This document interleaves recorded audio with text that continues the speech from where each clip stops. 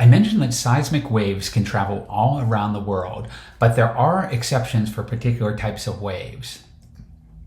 And the reason for this is because of the structure of the Earth. So as we know, the Earth at the top has a lithosphere and a asthenosphere, and below that is the mantle. All of these things are solid, shown in color here. But shown in gray here is the liquid outer core of the Earth. And some waves do not travel through the liquid outer core. Also, there's a big change in density when we move from the mantle to the core. The core is much denser, which allows some of these waves to be propagated more quickly than others. And inside of the liquid core, then there's a solid core in the middle, shown in white here.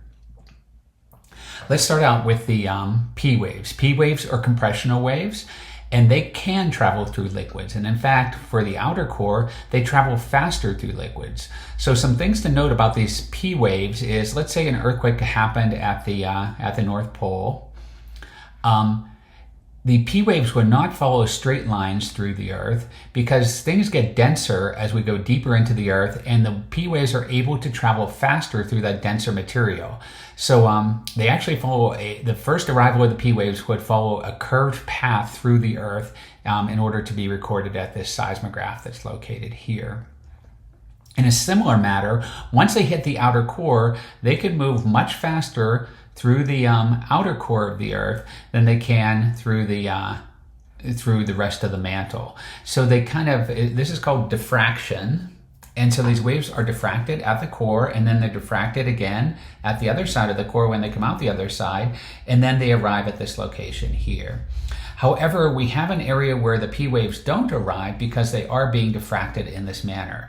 This is called the P wave shadow zone. So if we had a seismograph here, we would not be able to record this earthquake in this P wave shadow zone. And the reason is that the P waves are being diffracted at the core of the Earth. For S waves, P waves can travel through solids, but S waves, solids and liquids, P waves can only travel through solids. They are not able to travel through liquids. So once again, if there was an earthquake at the North Pole, we would have the S waves propagating through here. But once they hit the outer core, they're no longer able to move through the core. The shearing is not possible in liquid. So the S waves are not able to move through the outer core, and we wouldn't expect to see any S waves along this entire shadow zone from 103 degrees on one side to 103 degrees on the other side. Nearly half the Earth would not be receiving S waves from this event here.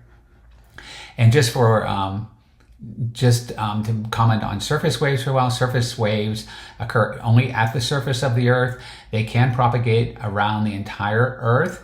When they hit water, they're propagating along the ocean bottom, so they're not propagating through the water, but through the interface with the crust or top of the lithosphere and whatever else is sitting on top of that.